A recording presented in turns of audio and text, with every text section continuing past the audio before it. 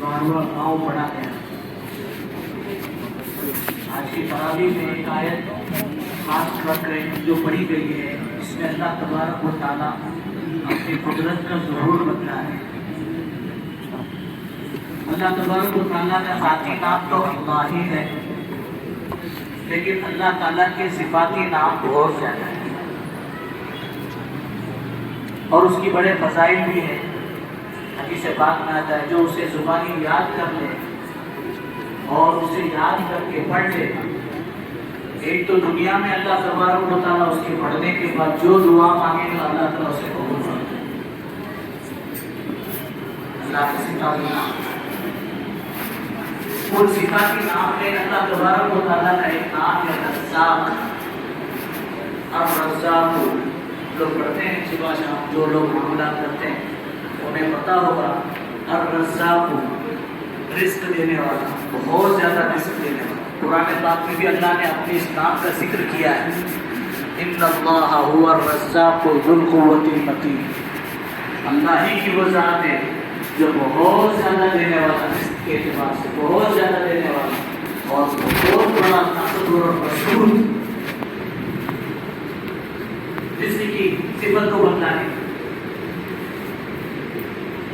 اس میں اللہ تبارک و تعالیٰ بتا رہے ہیں کہ جس کو ہم نے پیدا کیا ہے،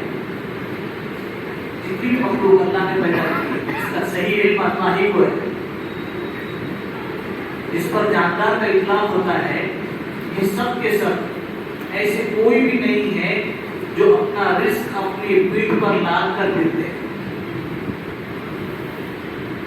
اپنا رزق اپنے ساتھ لے کر کے پھرتے ہیں، یا اپنے کمال سے کھاتے ہیں یا اپنے ہنر سے کھاتے ہیں، نہیں، ان کے سب کے رزق کا ذمہ اللہ نے اپنے ذمہ لیا ہے۔ اللہ دیتے، اللہ کھلاتے، اللہ پلاتے، اور روزی کی خاص ضرورت کو اللہ تعالیٰ اپنی قدرت سے پوری کرتے ہیں۔ قرآن پاک کی ان آیات کے ذریعے سے یہ چاہا جا رہا ہے، بلکہ قرآن کا ہم سے یہ مطالبہ ہے کہ ہم اللہ تبارک و تعالیٰ کی ان صفات پر کامل یقین اپنے اندر پیدا کریں، ہمارے اندر یہ یقین پیدا ہو دینے والی ذات اللہ کی ہے، کھلانے پر آئے کوئی بھوکا نہیں مار سکتا، بھوکا رکھنے پر آئے کوئی نہیں کھلا سکتا، اور عام ہماری زندگیوں میں اس کا مشاہدہ ہے۔ بیمار آدمی اگر بیمار ہو جائے تو اس کے سرحانے کتنے قسم کے فروٹ رکھے ہوتے ہیں، کتنے قسم کے بسکٹ رکھے ہوتے ہیں، کتنے قسم کی چیزیں رکھی ہوتی ہیں کھانے۔ جب اس سے پوچھو کچھ کھاتے کیا تو کیا کہتا ہے؟ بیمار ہو گئے دیکھو اللہ نہ کرے، ہمیشہ نہ کرے۔ اور دعوت دینے کے لیے جب نکلتے ہیں، چاہے شادی کی دعوت، کسی خوشی کی غمی کی دعوت دینے کے لیے نکلتے ہیں، تو ہر گھر میں اتنا کھاتے ہیں کہ اللہ تعالیٰ فرماتے بندے تو نا نا نا کرتا رہے گا، میں کھلاتا رہوں۔ ہر گھر میں ٹھنڈا گرم، نمکین، کچھ کھٹا کچھ میٹھا، ہر جگہ لیتے رہتے، نہیں بولتے رہتے تو پورا لیتے۔ کھلانے والی ذات تو اللہ کی، اپنے حضرت سے آگے نہیں کھانا ہے۔ اللہ تعالیٰ نے رزق کا ذمہ اپنے ذمہ لے لیا ہے۔ موسیٰ علیہ السلام کو سمجھانے کے لیے اللہ تبارک و تعالیٰ نے ایک موقع پر جب حضرت موسیٰ علیہ السلام دور پر گئے تھے تو آگ لینے کے لیے، بیوی کو چھوڑا تھا، بیوی کو درد سے ہو رہا تھا، تو آگ لینے کے لیے جب گئے وہاں جا کر کے دیکھا کہ اللہ تبارک و تعالیٰ کی طرف سے حکم آیا کہ ایک پتھر پڑا ہوا ہے کہ موسیٰ اس پر جو ہے اپنی لاٹھی مارو۔ حضرت موسیٰ علیہ السلام نے اس پتھر پر لاٹھی ماری، جیسی لاٹھی ماری تو لاٹھی بھی موسیٰ علیہ السلام کی تھی، یاد رکھنا۔ آپ لوگ سوچیں گے کہ لاٹھی سے بھی پتھر ٹوٹتا ہے کیا؟ تو یہ سوچنے کی چیز ہے کہ لاٹھی بھی موسیٰ علیہ السلام کی تھی اور حکم اللہ تعالیٰ کا تھا۔ تو اللہ تبارک و تعالیٰ نے حکم دیا کہ لاٹھی مارو، جیسی پتھر پر لاٹھی ماری اس پتھر کے دو ٹکڑے ہوئے، اس میں ایک پتھر کا موسیٰ اس پر بھی مارو، دوسرے پر مارو، اس کے دو ٹکڑے ہو گئے۔ پھر جب اس کو دو ٹکڑے ہو گئے تو اس کے بعد ایک پتھر نکل رہا ہے، تو اللہ تعالیٰ نے فرمایا موسیٰ اس پر بھی مارو۔ جیسے اس پتھر پر ایک لاٹھی ماری تو تو اس کے دو ٹکڑے ہوئے اور ٹکڑے میں جب ٹکڑے اس کے دونوں طرف الگ ہوئے تو دیکھا کہ ایک کیڑا ہے یا کوئی جانور ہے اس کے منہ میں ہری گھاس ہے۔ موسیٰ علیہ السلام دیکھتے ہی فوراً کہنے لگے، حالانکہ دل میں خیال پیدا ہوا تھا کہ بیوی کو جنگل میں چھوڑ آیا ہوں اور یہاں سے مجھے مصر جانا ہے فرعون کے پاس تبلیغ کے لیے، تو اب میری بیوی کا کیا ہوگا؟ تو جنگل میں اسے کون کھلائے گا؟ اس کی ضرورتیں کون پوری کرے گا؟ بشری تقاضے پر یہ سوال بالکل اپنی جگہ پر درست ہے، لیکن اللہ تبارک و تعالیٰ کی طرف سے یہ سمجھایا جا رہا ہے، نبیوں کے ذریعے سے قیامت تک آنے والی انسانیت کو سمجھایا جا رہا ہے۔ موسیٰ علیہ السلام نے فوراً ان کی زبان سے نکلا سبحان من قسم الرزق ولم ينسق احدا، سبحان من قسم الرزق بالعدل ولم ينسق احدا۔ تمام تعریف اللہ تبارک و تعالیٰ کے لیے ہے جس نے اعتدال کے ساتھ انصاف کے ساتھ سب کو روزی تقسیم کی اور کسی کو نہیں ہوتا، کسی کو نہیں ہوتا۔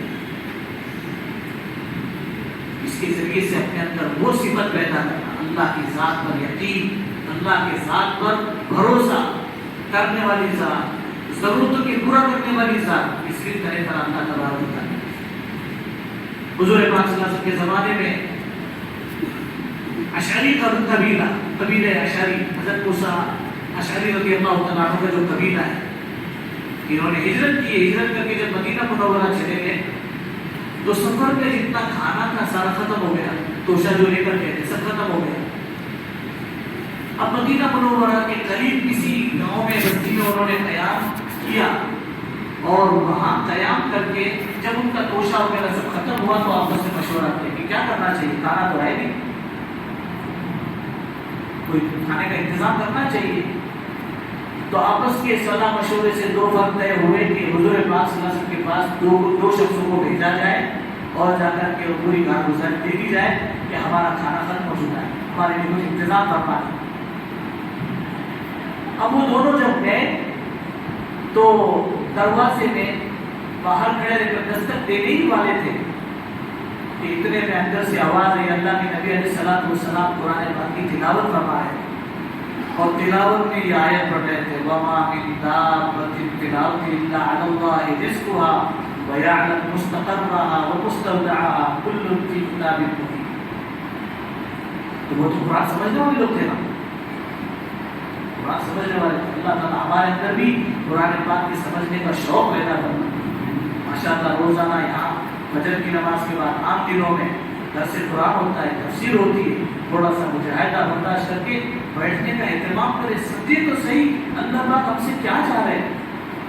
قرآن میں اتنے سالوں سے میں جانتا ہوں کہ قرآن کے 30 پارے ہیں، کئی سالوں سے میں تراویح میں سنتا ہوں، لیکن اللہ کیا چاہتے اور کیا فرمانا چاہے مجھے بتائیے۔ اس کا شوق ہونا چاہیے، وقت نکال کر کے کسی مولانا صاحب کے پاس، کسی اچھے جاننے والے کے پاس بیٹھ کر وقت نکال کر کہ بھائی بتاؤ تو صحیح سورہ فاتحہ میں کیا بتایا جا رہا ہے، والعصری میں کیا بتایا جا رہا ہے، انا اعطیناک میں کیا بتایا جا رہا ہے، اس کو سیکھا جائے، سمجھا جائے۔ سال بھر امام صاحب اکثر جو ہے روٹین والی صورتیں پڑھتے رہتے ہیں، اکثر امام صاحب، تو ان سے پوچھا جائے بس سمائی و تاریخ پڑھتے اس میں کیا بتایا اللہ پاک، 26 مرتبہ پڑھتے ہو اس میں کیا بتایا ہے، اللہ کا پڑھتے ہو کیا بتایا اللہ پاک، اس کا اہتمام کرے باقی مرنے سے پہلے کم از کم ایک مرتبہ پورا قرآن ترجمے کے ساتھ ہمارے کاموں پر گزر جائے۔ ہاں بہت اہم چیز ہے۔ تو جب انہوں نے وہ الفاظ سنے تو ان کو حیا آئی، اندر سے غیرت ایمانی جوش میں آئی، انہوں نے کہا بس اب سوال نہیں کرنا ہے، اللہ کے نبی صلی اللہ علیہ وسلم کے سامنے اپنی کوئی کارگزاری نہیں دے رکھیے، چلو اب چلے جائیں۔ قافلے میں چلے گئے۔ اب جب قافلے میں گئے تو پوچھا بھائی کیا ہوا، آپ لوگ تو کھانا لانے کے لیے گئے تھے، کیا ہوا؟ تو کہنے لگے بس آ رہا ہے۔ اب آ رہا ہے تو مطلب آپ لوگ کیا سمجھے کہ بھائی آ رہا ہے، اللہ کے نبی صلی اللہ علیہ وسلم نے کسی کو طے کر دیا ہوگا، 2 سال کی خدمت میں لگا دیا ہوگا اور کوئی ڈیگ چڑھ رہی ہوگی اور وہاں سے کچھ توشہ بند کر کے آ رہا ہوگا، یہ اس وجہ سے پوائنٹ ہوگا۔ اب کہنے والوں کی جو غیرت ایمانی تھی اس کی اللہ نے کیسی لاج رکھی ہے، تھوڑی دیر میں دیکھا کہ دو شخص جو ہے ایک قصعہ بڑا برتن وہ لے کر کے آ رہے ہیں اور اس میں جو ہے بھنا ہوا گوشت ہے اور روٹی رکھی، سب کے منہ میں پانی آ رہا ہے، بھنا ہوا گوشت اور روٹی رکھی ہوئی، تو وہ دیکھ کر دل سے خوش ہو گئے، کہتے تھے کہ ماشاء اللہ کے نبی صلی اللہ علیہ وسلم کے قاصد آ رہے ہیں اور ہمارے کھانے کا انتظام ہو گیا۔ جب وہ قریب آئے اور آ کر کے انہوں نے رکھ دیا، رکھنے کے بعد بھوک اتنی شدت کی لگی تھی کہ فوراً وہ لوگ کھانے کے لیے بیٹھ گئے۔ پورا قبیلہ جو ہے شریک جو ساتھ میں تھے قافلے میں، وہ سب کے سب کھانے میں شریک ہوئے اور کھانا کھائے، اور کھانا اتنا سیر ہو کر کے کھائے جس میں اپنے خدا کی زبان بولتے نا تیسرے حکم تک کھائے، ایک دم سیرا ہو کر پیٹ بھر کر اطمینان سے کھانا، اور کھانے سے فارغ ہونے کے بعد پھر کھانا بچ گیا تو پھر آپ لوگ سے مشورہ کیا کہ کھانا کیا کرنا چاہیے، کھانا کیا کرنا چاہیے، کھانے کے آداب ہے مستقل، وقت نہیں آپ لوگوں کے پاس، ورنہ وہ کھانے کے آداب سنائے جاتے ہیں۔ کچھ کھانے ایسے ہوتے ہیں جس کے حدیث سے بات میں آتا ہے، بخاری شریف کی روایت ہے، بکو اور نکو، یا تو پورا صاف کرو یا پھر تھوڑا چھوڑ دو۔ تو ہم کیسے پورا چھوڑتے ہیں، کیسے پورا کھائیں؟ تو کچھ چیزیں ہمارے کھانوں میں ایسی ہوتی ہے جو تھوڑی بنائی جاتی ہے، جیسے اسٹارٹر جو ہوتا ہے وہ کتنا بنایا جاتا ہے، تھوڑا سا بنایا جاتا ہے چکھنے کے لیے، بھوک بڑھانے کے لیے، بے چین کرنے کے لیے، یا زیادہ پریشان کرنے کے لیے۔ اسٹارٹر کا مطلب ہی ہوتا ہے، تو وہ تھوڑا بنایا جاتا ہے۔ اور کھانے کے بعد ہمارے یہاں میٹھے کا رواج ہوتا ہے، تو میٹھا بھی تھوڑا ہی بنایا جاتا ہے، تھوڑا ہی بنایا جاتا ہے۔ تو جب میٹھا کسی نے دیا، پسند آ گیا، ڈبل کا ٹرپل کا چوبل کا میٹھا ہے، تو اس کا یہ مطلب نہیں کہ تیسرے حکم تک شروع ہو جاتا ہے، نہیں، لمیٹڈ ہوتی ہے یہ چیزیں۔ تو مانگنے سے پہلے سوچے، لاکھ پسند آئے، بلکہ علماء فرماتے اظہار کرنا بھی مناسب نہیں ہے، بعض جگہوں پر یہ اظہار کرنا بھی مناسب نہیں کہ بہت اچھا بنا، یہ اظہار کرنا بھی مناسب نہیں۔ کیوں؟ ہمارے جیسے بندے نے اگر اظہار کیا تو وہ کھلائیں گے تو صحیح دستر پر، ساتھ اور پیکج بھی دے دیں گے کہ بہت زیادہ مولانا کو پسند آ گیا ہے، اس کے ذرا گھر پر بھی پہنچا دو، اور پتہ نہیں گھر والے اس سے محروم رہ جائیں، بچے محروم رہ جائیں۔ تو ایسی چیزیں جو ہوتی ہیں چھوٹی، جو کم بنائی جاتی ہے، اس کے بارے میں کہ میں مختصر رکھا ہے، اور جو پیٹ بھرنے والی جو چیزیں بنائی جاتی ہے اس کے بارے میں حکم ہے کہ جب وہ ہمارے کھانے میں یا پلیٹ میں ڈالا ہے تو اسے پورا اطمینان سے صاف کر لیں، ادھورا چھوڑے نہیں، ادھورا چھوڑا ہوا تو ہماری گھر والیاں نہیں کھاتی ہے تو اور لوگ کیسے کھا سکتے ہیں؟ تو کھانے کے آداب ہے۔ تو وہ کھانا جو بچا ہوا تھا اس کے بارے میں آپس میں یہ مشورہ ہوا کہ یہ واپس رسول اللہ صلی اللہ علیہ وسلم کی خدمت میں لے کر کے چلے۔ اب وہ پورا کا پورا کھانا سمیٹ کر کے اللہ کے نبی صلی اللہ علیہ وسلم کی خدمت میں گئے، اور اللہ کے نبی صلی اللہ علیہ وسلم کے سامنے جا کر کے عرض کیا، یا رسول اللہ صلی اللہ علیہ وسلم، آپ نے جو کھانا بھیجا تھا بہت لذیذ تھا، بہت مزہ آیا، اور آپ نے بہت پیٹ بھر کے سیراب ہو کر کے کھایا۔ اور اللہ کے نبی صلی اللہ علیہ وسلم نے فرمایا، میں نے تمہیں کھانا بھیجا ہی، میں نے تمہیں کھانا بھیجا ہی۔ تو وہ جو دو لوگوں کو طے کیا تھا وہ ان کی طرف دیکھ رہے کہ کیا ہوا، اور وہ اللہ کے نبی صلی اللہ علیہ وسلم کی طرف دیکھ رہے کہ اللہ کے نبی جواب دے دیں گے۔ تو اللہ کے نبی علیہ السلام نے فرمایا، یہ ایک ایسا رزق تھا جس کا ذمہ اللہ نے اپنے ذمے لیا ہے، وہ تمہیں اللہ تبارک و تعالیٰ نے آسانی کے ساتھ اور راحت کے ساتھ پہنچا دیا، یہ برکت والا کھانا ہے۔ تو رزق جو ہے یہ اللہ تبارک و تعالیٰ دیتے ہیں۔ تو جب کبھی ایسے روزی روٹی کے مسائل آ جائیں، روزی روٹی کے مسائل آ جائیں، تو مقدروں کے سکندروں کے پاس نہیں جانا چاہیے، کوئی تعویذ دے دو، کوئی لیمبو دے دو، کوئی مرچی دے دو، کوئی گلاب دے دو، کوئی ہریات دے دو، کہ اس سے تو کچھ ہونے کا نہیں۔ اعمال دیے اعمال، اللہ کے نبی صلی اللہ علیہ وسلم نے اعمال دیے اعمال۔ حضرت عبداللہ بن مسعود رضی اللہ تعالیٰ عنہ کی کئی لڑکیاں تھیں، کئی لڑکیاں۔ انتقال کا جب وقت قریب آیا تو کسی نے کہا کہ حضرت لڑکیاں آپ نے چھوڑی ہیں، ان کے لیے کچھ بینک بیلنس اور کچھ انتظام تو کیا نہیں ہے آپ نے، تعلیم کی گزر کیسی ہوگی، ان کے گزر وقت میں کیا ہوگا؟ کہنے لگے میں نے انتظام کر دیا، ان کی روزی روٹی کا انتظام کر دیا۔ تو ہمارے جیسا آدمی جب سنے گا تو وہ سوچے گا کہ کیا انتظام کیا ہے، کہاں جمع کیا ہے، فکس ڈپازٹ میں یا کہاں ہے، وہ ذرا معلوم تو ہو گئے۔ تو پوچھنے والے تھوڑے سے تجسس میں لگ گئے، تو حضرت عبداللہ بن مسعود رضی اللہ تعالیٰ عنہ نے فرمایا میں نے پیارے نبی علیہ السلام سے سنا ہے کہ جو شخص مغرب اور عشاء کے درمیان سورہ واقعہ پڑھ لے اللہ اس کو کبھی فاقہ نہیں لاتے، وہ کبھی بھوکا نہیں مر سکتا ہے، وہ کبھی بھوکا نہیں مر سکتا ہے۔ اور میں نے اپنی ساری بیٹیوں کو سورہ واقعہ زبانی یاد کروائی اور وہ روزانہ پڑھتی ہے، روزانہ پڑھتی ہے، اعمال پر یقین۔ تو جب بھی ایسے مسائل پیدا ہوتے ہیں، بعض مرتبہ جاب نہیں ہوتے، بعض مرتبہ نوکری نہیں ملتی ہے، تو پریشان ہو کر کے انسان سرگرداں ہو کر کے چاہے نہ چاہے بعض مرتبہ تو اللہ حفاظت فرمائے، اللہ حفاظت فرمائے، اللہ حفاظت فرمائے کہ بندہ شرک تک پہنچ جاتا ہے، شرک تک پہنچ جاتا ہے، یہ کرو وہ کرو، یہ کرنے سے وہ ہوتا ہے، وہ کرنے سے وہ ہوتا ہے۔ اگر ایسا ہی ہوتا تو وہ مقدر کا سکندر راستے پر بیٹھ کر ہماری رہبری کیوں کرتا؟ اس لیے ایسے موقع پر جو ہے اللہ تبارک و تعالیٰ کی ذات علی پر نگاہ رکھیں اور اللہ ہی سے مانگنے کا اہتمام کریں گے، اسی فکر انشاءاللہ اللہ تعالیٰ کے اس کی باتوں کا عمل کو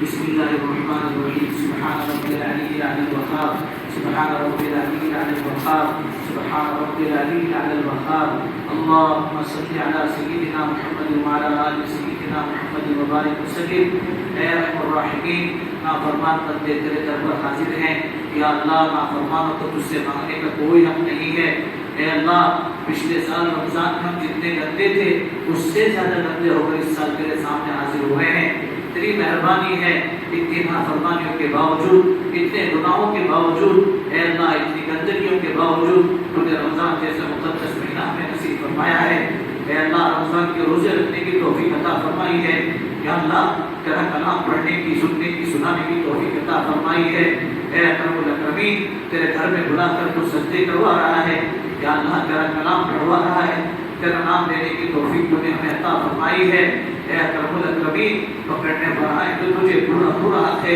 اس لیے کہ تو ہمارا خالق ہے، ہمارا خالق ہے، مگر اے اللہ معاف کرنے پر آئے تو تو ہی ارحم الراحمین ہے، تو ہی اکرم الاکرمین ہے، تو ہی ہم کمزور ہو کر رب ہے۔ یا اللہ اس فضل سے تو نے ہمارے گناہوں پر پردے ڈالے ہیں، اسی فضل سے ہمارے سارے گناہوں کو معاف فرما، یا اللہ ہمارے گناہوں کو معاف فرما، یا اللہ ہمارے گناہوں کو معاف فرما۔ اللہ غیر اشرا گزرنے کے قریب ہے، پتہ نہیں اللہ ہم پر رحم کا معاملہ ہوا کہ نہیں ہوا ہے۔ اے اللہ ہم تو بہت رحم کے قابل ہے، یا اللہ ہم بہت بے بس لاچار مجبور ہے، یا اللہ نہ ہمارے دل ہمارے قبضے میں ہے، نہ ہمارے اعضاء ہمارے قبضے میں ہیں، ہر لمحہ تیری نافرمانی میں استعمال ہو رہے ہیں۔ اے اللہ اے اکرم الاکرمین، گناہ کرتے کرتے ہم تھک چکے ہیں، ہمارے اعضاء جواب دے چکے ہیں، ہمارے دل سخت ہو چکے ہیں،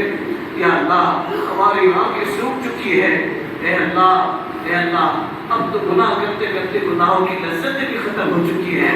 اے اکرم الاکرمین، اس حالت میں اگر تجھ سے ملاقات ہو جائے تو سوائے جہنم کے ہمارا کوئی ٹھکانا نہ ہوگا۔ اے اللہ اے اکرم الاکرمین، یا اللہ تو کیسے کیسے کو نواز رہا ہے، ہمیں بھی نواز دینے کے فیصلے فرما، یا اللہ ہمیں بھی نواز دینے کے فیصلے فرما، اللہ اپنا مقرر بندہ بنانے کے فیصلے فرما، ہمارے سارے گناہوں کو معاف فرما، ہمارے گناہوں کو نیکیوں میں بدل دینے کے فیصلے فرما۔